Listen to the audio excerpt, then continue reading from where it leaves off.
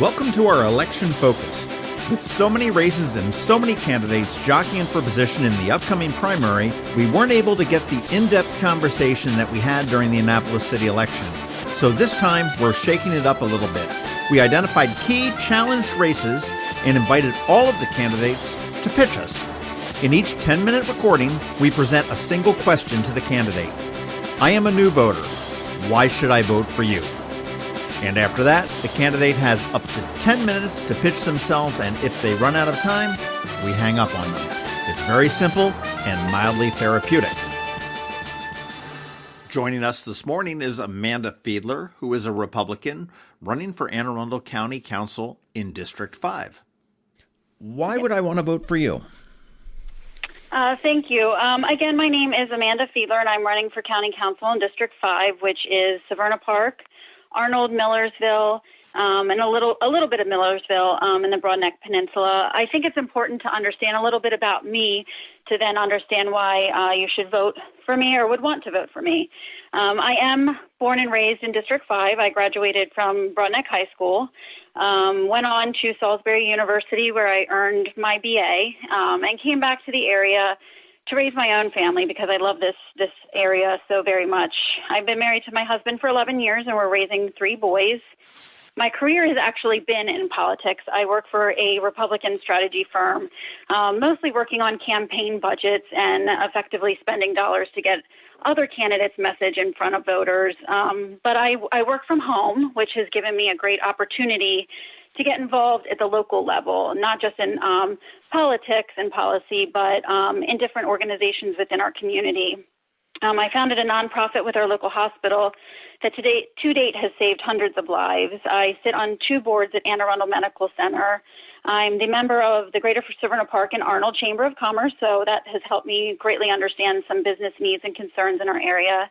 I'm the PTO president of a local elementary school with over 800 children. And then I founded a group that has supported our teachers and schools in the area. I'm running because I care, and I believe that we can do better with our representation on the council.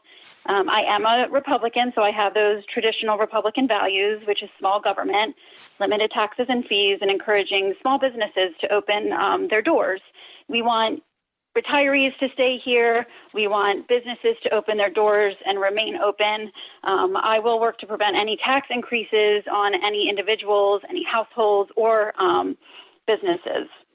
There are some important issues coming before the next council, and I've heard this repeatedly when I've met with folks in the area.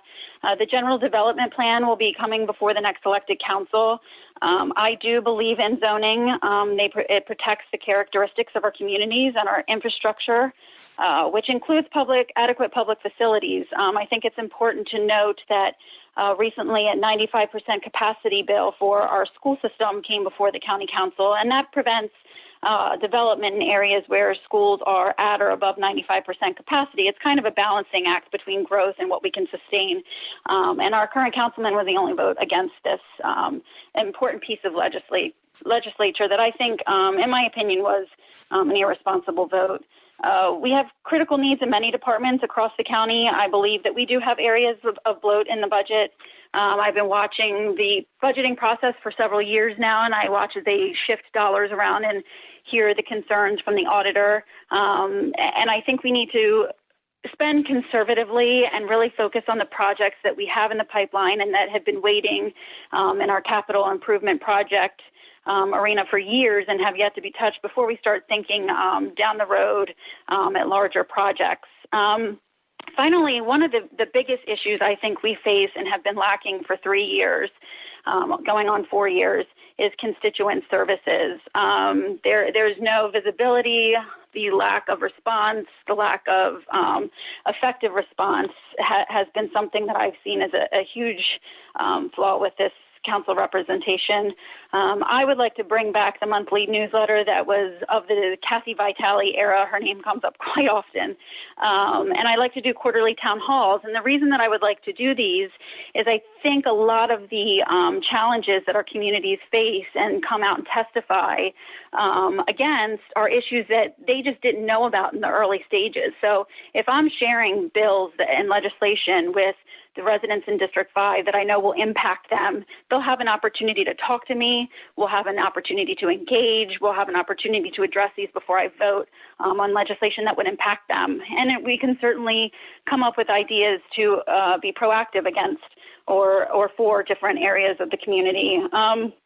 There's small government, and then there's hands-off government. And I think we have a lot of hands-off government happening right now on our council seat. You really need to be able to think critically in this position. You need to be able to work with a budget. You need to have a strong vision for the future. I have all of those. I look forward to being present and effective and responsive, all things that I believe that we are lacking right now. So I encourage voters to dig around, go on my website and learn more. I would really appreciate votes for support. The early voting begins on June 14th and ends on the 21st. The primary election is June 26th, and I'm always available for questions. My email is on my website if anyone wants more information. Effective, strong leadership is something that I hope to bring back to the County 5 seat because I believe in our county, I believe in our communities, and I'll fight for my family as well as yours. For more information on Amanda Fiedler, please visit her website at voteforfiedler.com. And that's vote, FORFIEDLER.com.